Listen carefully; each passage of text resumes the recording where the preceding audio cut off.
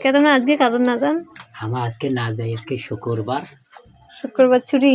Yes এই গাও পাং ধমো নাস্তা পাতি খামু এটা খেয়ে কি দেয়া খসা নিব বাজার যাবো কি এগুলো? এটা ব্যাটার ম্যাগি আর এগুলো চিড়ে ভাজা। আর এলে ব্যাটার বাপের আর ব্যাটার মার সিয়ে বাজা মেলা মানুষ তো গেল কাজত।